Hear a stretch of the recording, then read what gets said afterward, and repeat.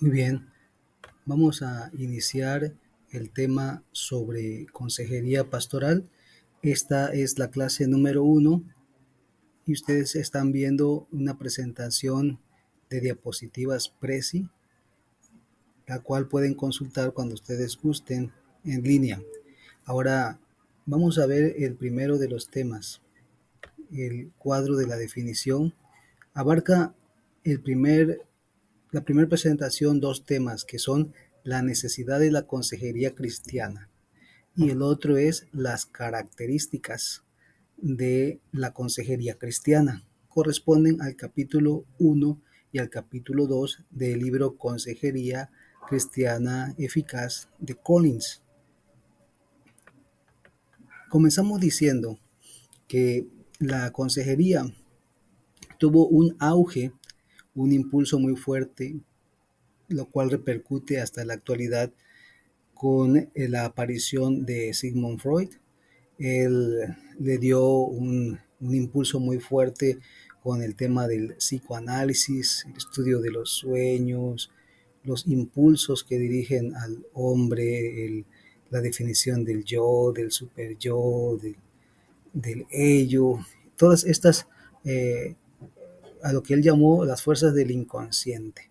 Y esto abrió a partir de allí una serie de postulados de nuevas doctrinas psicológicas hasta la actualidad con una diversidad de escuelas. Pero si analizamos con conciencia, la consejería cristiana, la consejería tiene en la historia bíblica un trasfondo muy grande. Nosotros podemos ver historias bíblicas, por ejemplo, donde la música, la musicoterapia, la, la, la forma de intervenir en un problema o en una angustia ya era una estrategia utilizada para relacionarse, para ayudar a otras personas. Eliú y Job, Eliú aquí hablando con Job y transmitiéndole también un consejo, una dirección, exhortando a él y a los tres amigos. Entonces, esto es algo que tiene un trasfondo y podemos encontrar otras historias bíblicas, Jetro a Moisés, donde hay esta consejería y esta dirección a otra persona para que pueda solucionar sus problemas. Así que el tema de la consejería no es una cosa reciente o una invención reciente, sino que es una forma y una sabiduría que se ha tenido o se ha desarrollado a través de hace muchos, muchos años. En cuanto al tema del significado de la consejería cristiana, vamos a quedarnos con esta definición que nos da Collins, que dice que la consejería implica una relación de cuidado entre por lo menos dos personas. Una de ellas es el consejero y que busca ayudar a la otra persona y a la cual vamos a llamarle aconsejado.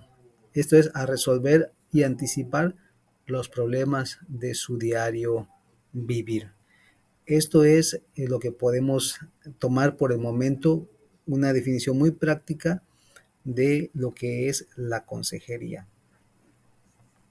Y el consejero va en el proceso de que se da la consejería, va a buscar ciertos objetivos. ¿Cuáles son estos objetivos que va a buscar consolidar? Son en el aconsejado cuando se trabaja con él, cuando se está en un tiempo de diálogo, va a tratar de desarrollar actitudes, cambios de valor en la persona, habilidades, sentimientos, entender el problema, hacerse responsable de lo que le corresponde, cambiar conductas, hábitos, reconocer su pecado, hacer confesión de ese pecado, tomar decisiones inteligentes.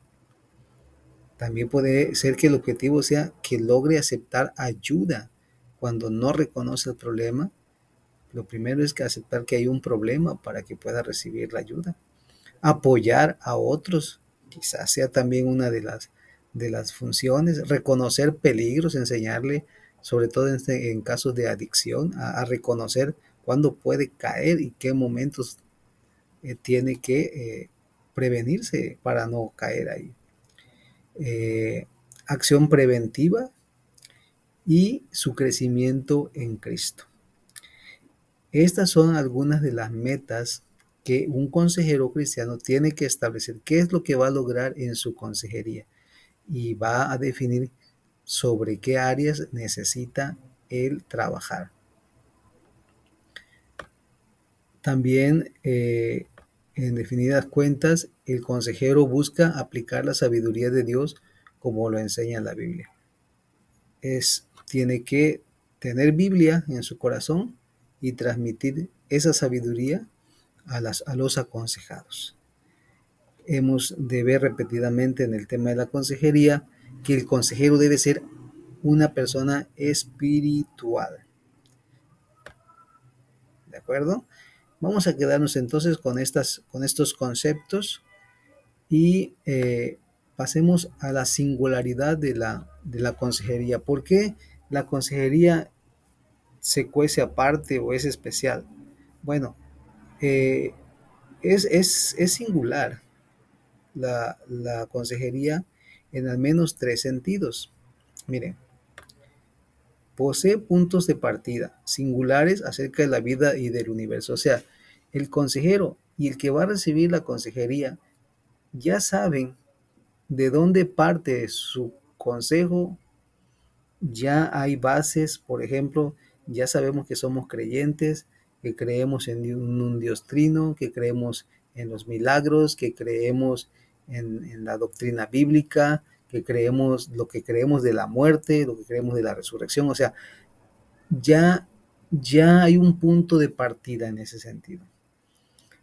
Y eso nos permite que cuando estemos trabajando con el aconsejado, él también pueda, ya sabe de dónde va o desde dónde va a recibir el consejo.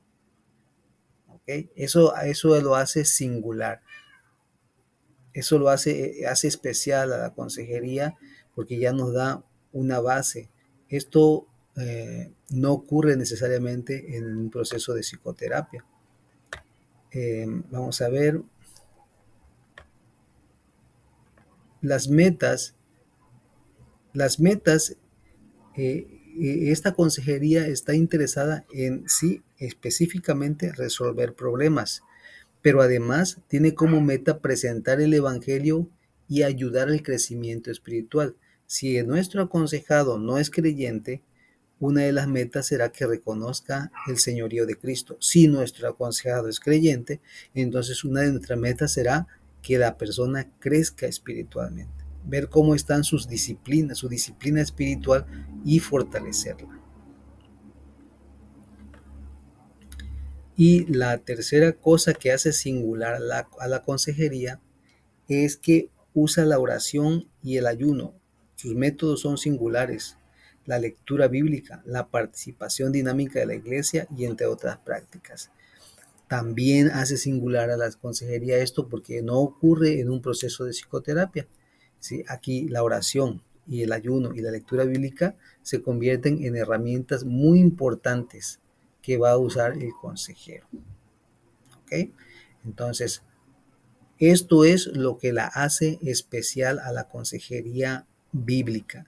Y además, la consejería cristiana es única, pues posee información previa. O sea, muchas veces cuando abordamos a nuestro aconsejado, ya conocemos algo de su contexto. Eso es de bastante ayuda, porque muchas veces son miembros de la iglesia o personas que vienen llegando a la iglesia, pero algo de información ya podemos tener.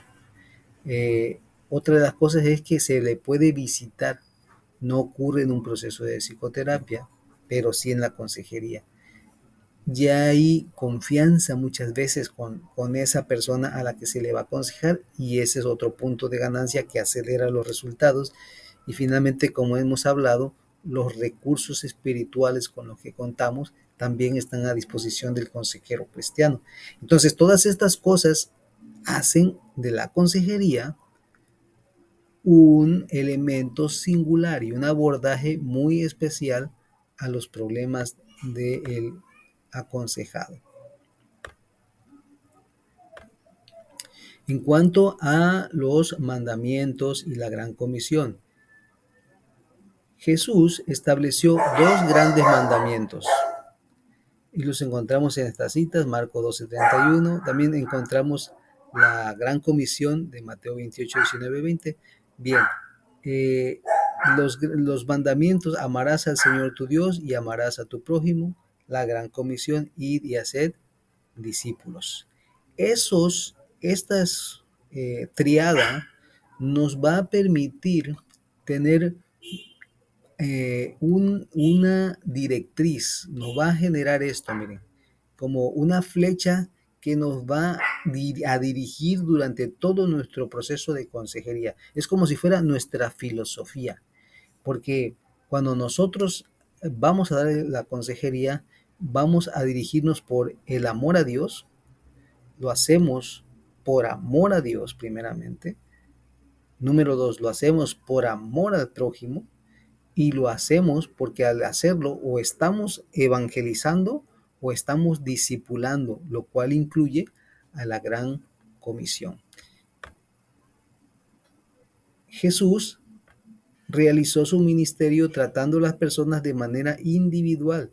Reconoció sus necesidades y el nivel de entendimiento que poseían. Explico. Jesús es nuestro ejemplo, y cuando él aconsejaba e intervenía con las personas, se abocaba a su problema, les ayudaba a solucionar su problema, veía sus necesidades y a partir de allí él daba la ayuda. ¿Ok? Entonces, esta era su manera de relacionarse con el problema de las personas. Es decir, nosotros podemos saber esto, entonces, que cuando las personas tienen un problema, tienen necesidad de consejería, ellas no están interesadas en asuntos espirituales o en escuchar un sermón doctrinal. Lo que quieren ellas es una solución a su problema, un consejo. Pero nosotros, vamos a abocarnos al problema. ¿Okay? Vamos a ayudarles a resolver ese problema. Sin embargo, cuando nosotros lo hacemos, no vamos a desviar la atención. O sea, nos están presentando un problema y entonces vamos a empezar como a regañarles o a citarles ciertas reglas rotas de la doctrina.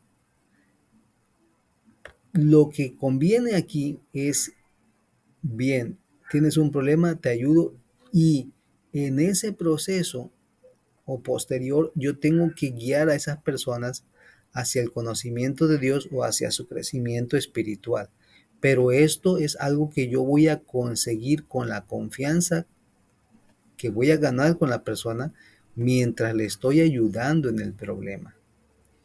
¿Ok? Yo no me puedo, por ejemplo, si me están hablando de un problema, no puedo en ese momento decirle, acepta a Cristo. Es decir, me estoy saltando ese tiempo. Y la persona dice, es que yo tengo este problema, tú me estás hablando de otra cosa.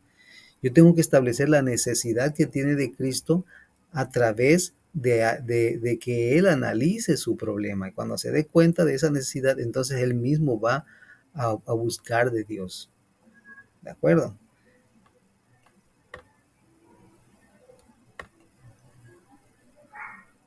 ¿Qué relación hay, pues, con la psicología secular?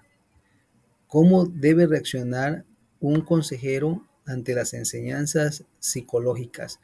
Es decir, o las va a desechar totalmente, decir, nosotros como cristianos no tenemos nada que ver con la psicología, o va a adoptar incluso una manera, una forma pura de algún tipo de consejería. Bien, pues creo que ni estamos en la posición de rechazar todo, de rechazar todo, lo que es la psicología secular, ya que es una ciencia y una ciencia que se ha dedicado a investigar el comportamiento humano y que ha hecho hipótesis, teorías y que muchas de ellas tienen sentido. No conviene pues rechazar por rechazar y generalizar. Es necesario darnos cuenta de las propuestas, saber qué es lo bueno de ellas, retenerlas y desechar lo que no conviene. Pero no podemos generalizar, ¿no? Todo lo que es psicología está mal. Necesitamos darnos cuenta que hay diversidad de escuelas, diversidad de postulados y debemos ser inteligentes para recuperar aquello que nos es útil para el ministerio. ¿De acuerdo? Hay tres tipos, podemos clasificar todas estas escuelas. Aquí se señalan algunas de forma general y esas tienen sus ramas también, el estructuralismo, el funcionalismo, el psicoanálisis, la reflexología, el conductismo, la gestal y entre otras ahora la terapia cognitiva, primera, segunda, tercera generación, el neopsicoanálisis y muchas otras escuelas que hoy están en boga, pero para no quebrarnos la cabeza podemos decir que existen básicamente tres tipos de corrientes. Aglutinarlas en corrientes directivas, permisivas y de interacción. Las corrientes directivas, en esta el consejero asume un rol determinante. Él escucha el problema y dirige hacia la solución a partir del grado de conciencia que él mismo tome del problema, mientras que el aconsejado recibe el consejo tal y como se lo dice el consejero para que él ejecute una solución. En las permisivas se invierte, bueno, es el papel del consejero no es determinante, él es un conductor que ayuda al consejero a elaborar sus propias respuestas, sus propias reflexiones, sus tomas de decisión para que él llegue a conclusiones que lo ayuden. ¿Ok? Y de esto es de una escuela muy antigua, la escuela socrática con el tema de la mayéutica, en cual Sócrates hacía que sus discípulos les hacía preguntas y preguntas para que ellos fueran uh, concluyendo y al final ellos mismos resolvieran sus problemas. Así es como se hace este tipo de intervención, permisivas. Y la de interacción es una mezcla entre directivas y permisivas. Aquí el consejero y el aconsejado hacen un equipo y entre los dos apoyan o se apoyan para encontrarle solución a los problemas. El aconsejado trae su experiencia o lo que practicó en la semana y lo que el consejero analizó y le pregunta cuáles fueron sus reflexiones y si tiene alguna aportación que hacer él al problema y entre los dos van elaborando un esquema de solución. Entonces, esto se llama el modelo de interacción. Y nosotros pues vamos a definirnos por algunas de estas tres. Quizás tendríamos a ser más directivos, permisivos o de interacción. A veces interviene en esto mucho la personalidad de uno mismo. ¿Cuál de las tres es mejores? Las tres son aplicables.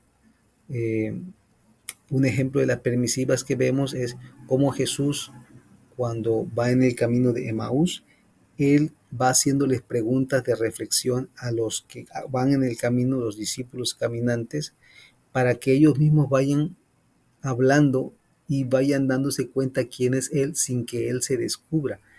Al final ellos descubren quién es Él. Eso es algo a lo que podemos decir los llevó al encuentro de a través de la reflexión y la pregunta. Pero en otras ocasiones actuó muy directivamente y dijo a las personas lo que tenían que hacer. Vete y no peques más, es muy directivo eso. Y bueno, entonces vamos a ver que las dos son útiles, necesitamos ver en qué contexto pueden ser ocupadas cada una de ellas. La iglesia y la consejería. La iglesia ocupa la consejería, porque la iglesia es un cuerpo y en el cuerpo todos colaboramos y todos nos ayudamos mutuamente. ¿De acuerdo? Así que nadie puede decir que no necesita a alguien más. La mano no puede decirle al pie que no lo necesita, ni el pie puede negarse a ser colaborador de la cabeza. Entonces, necesitamos ser una interacción porque somos un cuerpo y lo que le duele, aunque sea un miembro pequeño, el resto del cuerpo se debe de doler también. Todos nos necesitamos y la consejería es una forma de ayudar unos a otros. Um, los dones sirven para servir a Cristo y para el fortalecimiento de la iglesia. Uno de los dones reconocidos es el don de exhortación, ¿okay? que lo vamos a revisar, pero esto es la capacidad de ayudar a alguien, de generar en esa persona una sensación de compañía, de alivio, a través de la exhortación. En Romanos 12:8 menciona que el don de la exhortación y la palabra griega que encontramos para exhortación es paraklesis. Exhortar es parakaleo. Y si nosotros nos damos cuenta, la palabra para, o es una palabra compuesta. La primera parte, que es para, significa junto a, y klesis es de ese verbo que es kaleo, que es llamar. De la misma palabra que se compone el sustantivo iglesia, que es kaleo, y la palabra kaleo es los llamados a salir fuera. Entonces, paraclesis podemos entenderlo como viviendo a la par para ayudar. Alguien que está junto a otro para ayudarle. Alguien que está junto a otro para llamarlo en una sensación de intimidad y ayudarle a salir adelante. Ese es el que está exhortando. Nada que ver con el asunto de regañar. ¿Okay? Exhortar no tiene nada que ver con regañar.